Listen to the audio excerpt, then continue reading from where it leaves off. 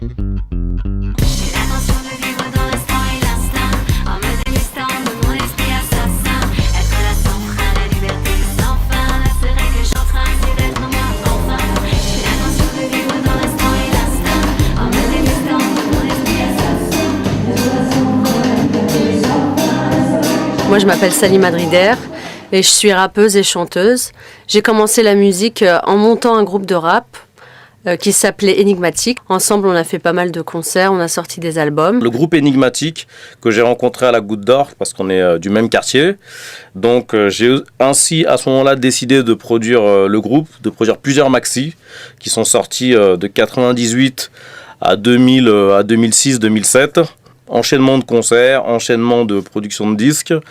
Ensuite, on est allé au Printemps de Bourges en 2009 avec le groupe Énigmatique, qui s'est ensuite séparé. J'ai décidé de produire Salima en solo. On a eu la chance d'être sur Révélation au Printemps de Bourges. Et c'est là-bas que j'ai rencontré Sébastien Perron, qui était notre ingénieur du son.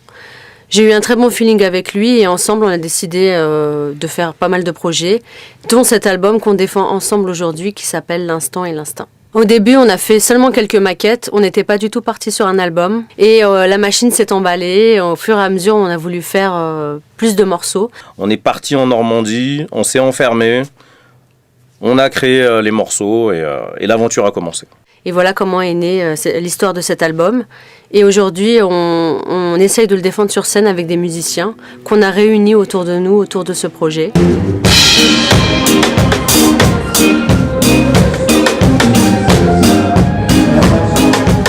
Alors, à la batterie, on a Émilie Rambaud.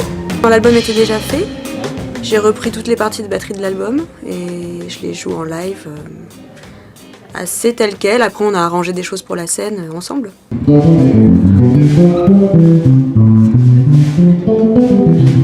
À la basse, on a Étienne Chenet.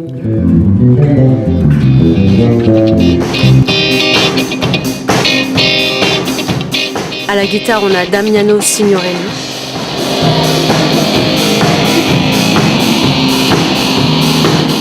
Et moi-même au chant. Et Sébastien, du coup, qui est ingénieur du son sur le show.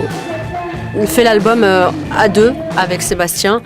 Donc moi, j'ai composé, on va dire, la base musicale. Et après, Seb a fait tous les arrangements, a proposé des choses. Et puis moi, je me suis attaquée aussi au texte. Ah, Étienne, t'es là? Tu peux regarder juste pour le niveau de la voix un peu partout? Fini par laisser les sentiments m'envahir, même les plus amoureux, laisser les gens me trahir si tel est leur vœu.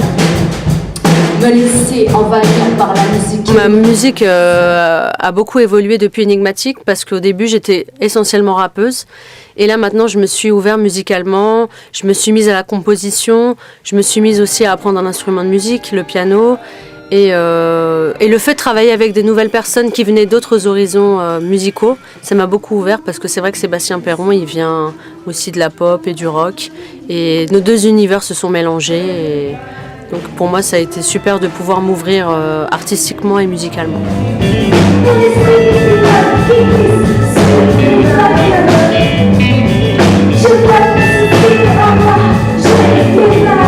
La base, c'est quand même le fait que je rappe dans toutes les chansons, même si dans certains refrains, je peux chanter. Et dans chaque chanson, on a une influence différente. Même si parfois la plume assomme. Souvent j'ai mal, mais cette vie je l'aime. Alors elle a un flow hip-hop. Dans la musique, c'est un mélange de pop, rock et hip-hop, reggae des fois. Moi, j'appellerais ça du hip-hop. Le mouvement était fluide, presque paranormal. Il m'a dit pouvoir voler par la force du mental, pouvoir même évoluer sans que la peur ne s'installe. Il y a une vraie évolution entre une musique 100% numérique, avec aujourd'hui un mélange avec des instruments de musique, toujours de la musique aussi, toujours du sampling également, parce qu'il y a du sampling dans l'album. Je vais dire que c'est une évolution naturelle, on a grandi, toujours des amoureux du rap, mais voilà, avec plus d'instruments.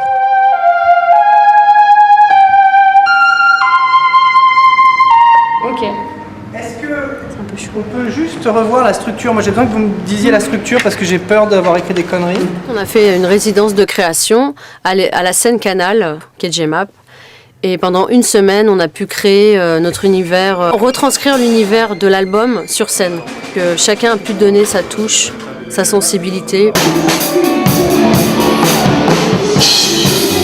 Je ramène de toute façon mon jeu parce que c'est pas moi qui ai fait les batteries sur l'album, donc c'est pas le même feeling et les mêmes breaks, les choses comme ça. Mais voilà, j'ai essayé de rester fidèle à l'album. Après, je le fais avec mon jeu, je peux pas faire autrement.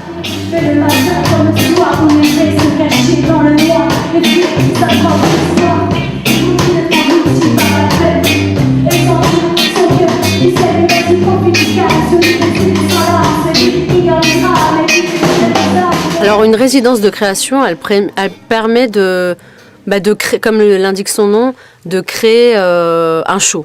Alors voilà, et alors, c'est parti. C'est parti, on se réveille. Alors nous sommes au premier jour, voilà, tout le monde n'est pas arrivé, il manque Étienne, celui qui est à la base, voilà, comme c'est important. Je cours. Je cours. Je cours.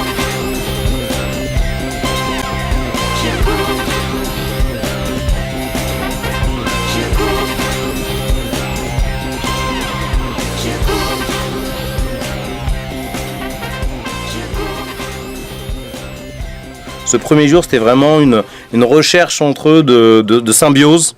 Salima Drider et les musiciens cherchaient à se trouver sur scène, musicalement. Voilà, il y a des cœurs où il faut que tu mettes parce que j'arrive pas à les prononcer si vite. Quoi. Je dis merde, c'est quoi ce truc ? T'inquiète. Les 3 premiers jours, on a essayé des choses, chacun fait ses propositions. Il y a des choses qui ont changé. On a aussi travaillé avec quelqu'un qui s'occupait de la lumière. Donc on a essayé de faire tout ça en même temps.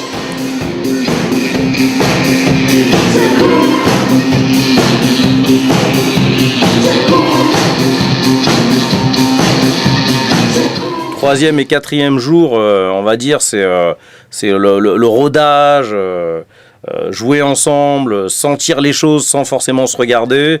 On sentait qu'il y a une alchimie qui commençait à arriver. On a vu partie par partie, on a rallongé des choses pour le live, on a cherché ensemble des idées pour les passages qui marchaient moins bien que sur l'album. On a travaillé vraiment la mise en place d'un set musical, d'un programme, c'est-à-dire un concert de 3/4 d'heure.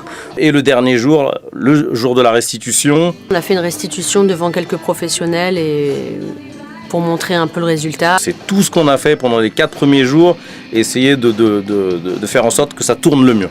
En 5 jours, c'est vrai que ça semblait vraiment court, mais on a quand même réussi à créer une base qui, je pense, va s'affiner. Voilà, le but, c'est vraiment de se confronter, d'essayer d'améliorer ce qu'on va proposer. Et il n'y a qu'en faisant de la scène que ça va être possible.